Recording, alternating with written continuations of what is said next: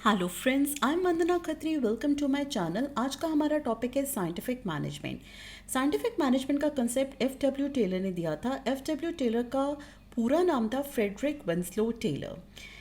इन्होंने ऑब्जर्व किया था कि अर्लियर टाइम्स में जो फैक्ट्री ओनर्स और मैनेजर्स जब किसी प्रॉब्लम को सॉल्व करते थे अपने ऑर्गेनाइजेशन में, तो वो रिलाई करते थे अपनी personal judgement, intuitions, experiences and their wishes. और इस मेथड को कहा जाता था रूल ऑफ थंब और हिट एंड ट्रायल अप्रोच। तो टेलर ने प्रपोज किया था scientific management as against this rule of thumb, and he wanted that science को हम अप्लाई करें for each and every element of management. यानी कि जो भी चीज़ हमें ऑर्गेनाइजेशन में मैनेज करनी है उसको हम साइंटिफिक एप्लीकेशंस की हेल्प से सॉल्व करें या पूरा करें। Right.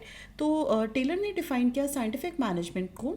Scientific management means knowing exactly what you want men to do and seeing that they do it in the best and cheapest way। यानी कि साइंटिफिक मैनेजमेंट का मतलब है कि हमें एग्जैक्टली पता होना चाहिए कि हम जो हमारे एम्प्लॉयज़ हैं, जो लोग हमारे अंडर काम कर रहे हैं, उनसे क्या काम करवाना चाहते हैं।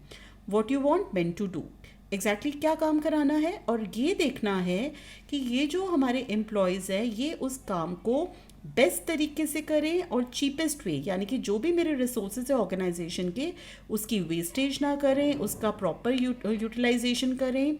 एंड इससे क्या होगा, कॉस्ट मिनिमाइज होगी और एफिशिएंसी आ जाएगी ऑर्गेनाइजेशन में। तो scientific management means this thing.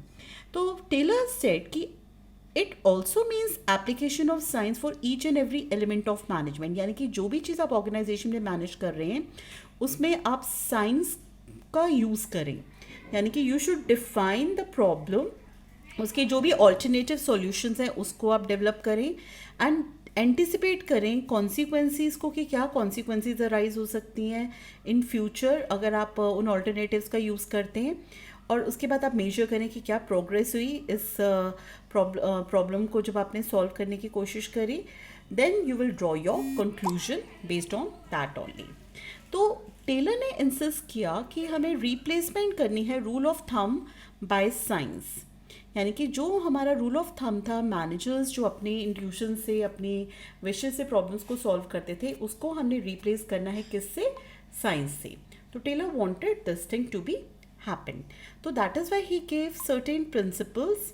उन्होंने कुछ प्रिंसिपल्स दिए थे साइंटिफिक के। तो scientific principles of management are, he gave 4 principles basically. First is science not rule of thumb. अब science not rule of thumb नाम से ही पता चल रहा है कि you have to use science for each and every element of management. यानी कि कोई भी काम अगर अपने ऑर्गेनाइजेशन में मैनेज करना है तो वहाँ पे आप साइंस का यूज़ करेंगे। And according to Taylor there is only one best method to maximize efficiency, and this method could be developed by study and analysis and not by rule of thumb। यानी कि हर काम को करने का एक best तरीका होता है जिससे आप मैक्सिमम एफिशिएंसी ले आएंगे। यानी कि आप अपने रिसोर्सेज का मैक्सिमम पॉसिबल यूज़ करेंगे एंड उससे आपकी वेस्टेज कम हो जाएगी, कॉस्ट मिनिमाइज हो जाएगा और प्रॉफिट भी मैक्सिमाइज होगा।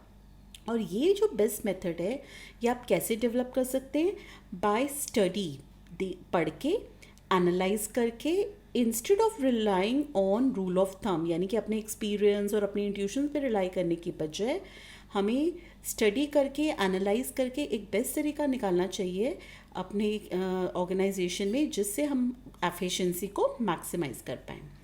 और manager should not take decisions based on his intuitions, will और experience.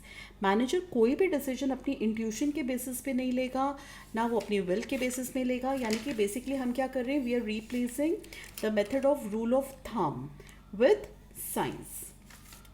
Right. Then he also wanted कि जो भी हम डिसीजन ले रहे हैं हमारी ऑर्गेनाइजेशन में that should be taken scientifically. यानी कि साइंटिफिक बेसिस से हम डिसीजन लें, क्योंकि जो साइंस है वो कॉज एंड इफेक्ट रिलेशनशिप में बिलीव करता है। तो हम जो भी डिसीजन ले रहे हैं साइंटिफिक डिसीजंस लें, इसमें रूल ऑफ थंब को हम रिप्लेस करें और हिट एंड मिस मेथड जो है वो भी यहाँ पे अवॉइड होना चाहिए। तो टेलर ने इंसिस्ट करा कि there is only one best method to maximise efficiency. और इस मेथड को आप कैसे डेवलप कर सकते हैं, थ्रू वर्क स्टडी और एनालिसिस से। अब इसमें एक एग्जांपल ले सकते हैं कि जैसे कि रूल ऑफ थंब में जो स्टैंडर्ड टाइम एक काम को करने के लिए हमें जो स्टैंडर्ड टाइम की रिक्वायरमेंट है वो मैनेजर्स डिसाइड करते थे on the basis of their past experiences. लेकिन टेलर ने इंसिस्ट करा जो स्टैंडर्ड टाइम है किसी भी काम को पूरा करने के लिए वो हमें साइंटिफिकली सेटअप करना है। और वो कैसे करेंगे हम? By performing time study in the organisation. और उसके बाद हम डेज टारगेट देंगे जो फिक्स होंगे हर एक वर्कर के लिए। तो that is the way to replace rule of thumb with science. This was the first principle. Now, the second principle was harmony, not discord. अब हार्मनी का मतलब होता है पीसफुलनेस, नॉट डिस्कॉर्ड मतलब कोई कॉन्फ्लिक्ट नहीं होना चाहिए ऑर्गेनाइजेशन में एंड पीसफुली हमें काम करना है। तो टेलर के अकॉर्डिंगली किसी भी ऑर्गेनाइजेशन में हमारे दो ग्रुप्स होते हैं। There are two groups of people. First is workers group, second is management group. Both the group work as rivals of each other. दोनों जो ग्रुप हैं वो एक दूसरे के दुश्मन की तरह काम करते हैं। As workers feel that they are underpaid, क्योंकि वर्कर्स को लगता है हमें कम तनख्वाह मिल रही है, एंड आर ओवरबर्डन, काम बहुत है। And management feels that workers are good for nothing, और मैनेजमेंट को लगता है वर्कर्स जो है वो किसी काम के नहीं है। तो दोनों में क्या चलती है? एक राइवलरी चलती है, कॉन्फ्लिक्ट चलती है। मगर टेलर ने एम्फेसाइज करा कि there should be complete harmony, यानी कि दोनों जब मिलजुल कर पीसफुली काम करेंगे, there should be complete harmony between management and workers. Workers और मैनेजमेंट के बीच में कंप्लीट पीसफुलनेस होनी चाहिए। There should not be any conflict among these two, and both should realise that each one is important. दोनों को realise करना चाहिए कि दोनों एक दूसरे के लिए क्या है? इम्पॉर्टेंट। तो इसीलिए टेलर ने इंसिस्ट किया था ऑन मेंटल रेवोल्यूशन।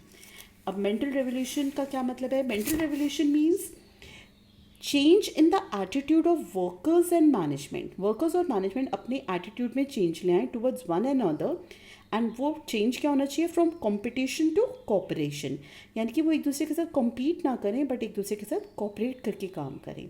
और दोनों को रियलाइज़ करना चाहिए they require one and other, क्योंकि दोनों का एम क्या है? To increase the size of the surplus. और इससे क्या होगा? वो एलिमिनेट कर पाएंगे, कोई भी एजुटेशन नहीं होगी ऑर्गेनाइजेशन में। They will eliminate the need of any agitation in the organisation. और ऐसे सिचुएशंस में हमें ट्रेड यूनियंस की भी ज़रूरत नहीं पड़ेगी, क्योंकि दोनों मिलके काम कर रहे हैं।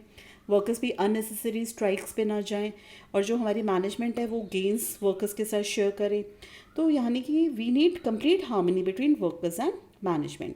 और किसी भी ऑर्गेनाइजेशन की प्रोस्पेरिटी जो है वो डिपेंड करती है on the prosperity of employer as well as employees, यानी कि दोनों की प्रोस्पेरिटी से ही हमारी ऑर्गेनाइजेशन की प्रोस्पेरिटी हम अचीव कर सकते हैं। जैसे कि फॉर एग्जांपल जो मेन ऑब्जेक्टिव होता है वर्कर्स का वो होता है टू अर्न मोर, लेकिन मैनेजमेंट का ऑब्जेक्टिव है टू प्रोड्यूस मैक्सिमम। तो instead of Discord, instead of a conflict for each others objectives, अगर वर्कर्स अर्न करेंगे ज़्यादा बाय प्रोड्यूसिंग मोर, अगर वो ज़्यादा प्रोडक्शन करेंगे उनकी अपने आप ही इनकम ज़्यादा हो जाएगी, और उससे क्या होगा?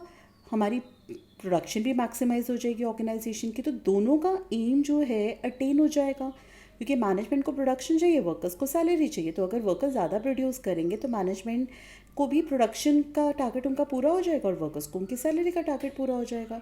तो both should work together in harmony instead of Discord. So this was the principle of harmony, not discord.